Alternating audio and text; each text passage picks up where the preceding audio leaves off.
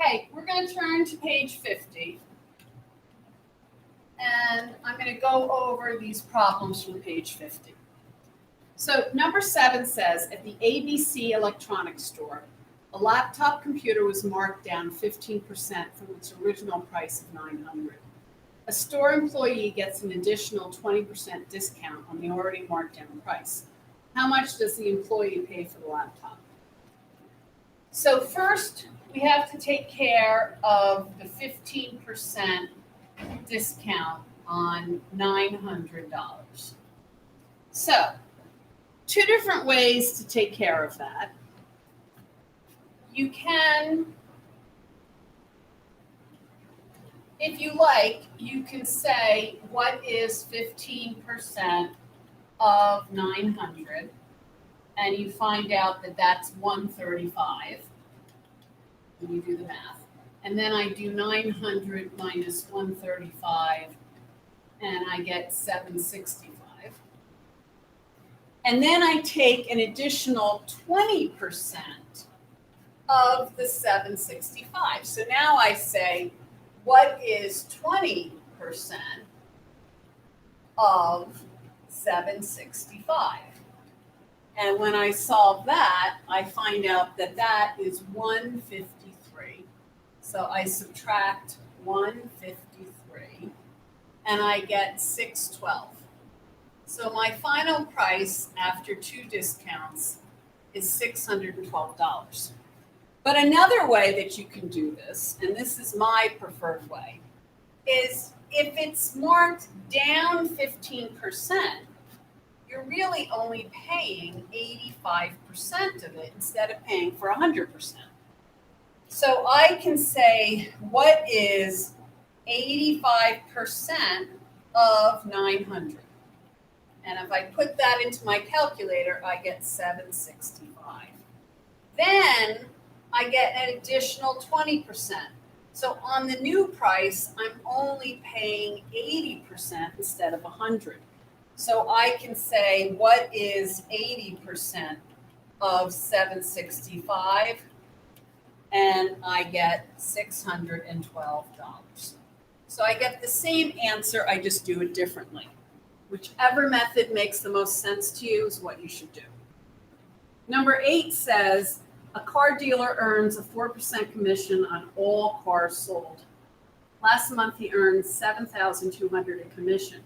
He wants to earn $8,000 in commission this month. What increase in total sales from last month's total sales does he need in order to reach his goal for this month? So, last month he earned $7,200, and he earned $7,200 because he got a 4% commission on all cars sold. Well, we don't know how many cars were sold, but we know he got 4% of whatever that total price was, and that equaled $7,200. So then I solve this, and I find that he sold 180,000 worth of cars, because 4% of 180,000 is 7,200. So this month, he wants to earn 8,000 in commission. So I'm going to do the same thing. 4% of what would give him 8,000? And that would equal 200,000 in sales. So the question says, what does he have to increase his sales by? Well, he has to increase his sales from 180 to 200,000, and that's an increase of 20,000. An increase of 20,000 in sales. Okay? So now, and these are tricky problems, but you will see problems like this on NJSLA. So do your best to understand.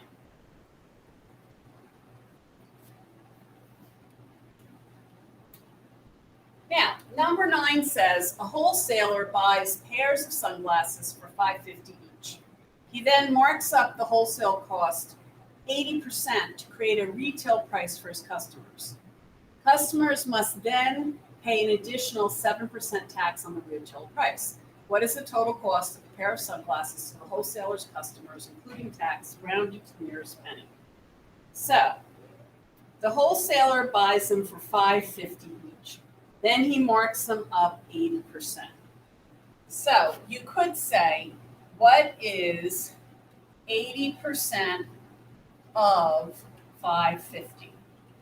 And 80% of $5.50 is $4.40. So then you add $5.50 plus $4.40, and you get $9.90.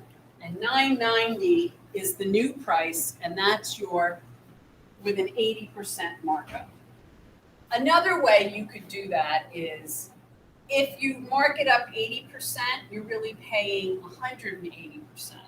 So you could do a proportion with 180 over 100, or you could say, what is 180% of 550, which would be 1.8 times 550, and you could get 990 that way, okay? Whichever way you understand the best works. So my new price is $9.90. Then I have to pay a 7% sales tax. So instead of paying 100% of $9.90, I pay 107%, and my new price with tax is $10.59. And there's different ways you could have done this. You could have just said, what is 7% of $9.90? Found out what it was and add it to $9.90. Different ways to do that. Okay, now let's look at number 10.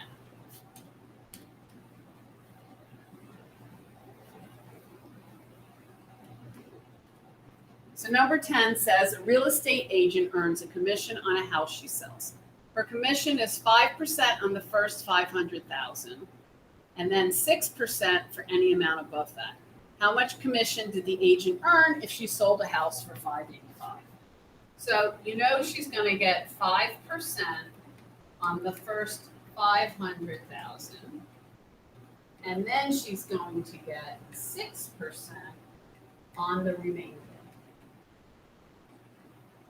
So this ends up being 25,000 plus 5,100, which is 30,000.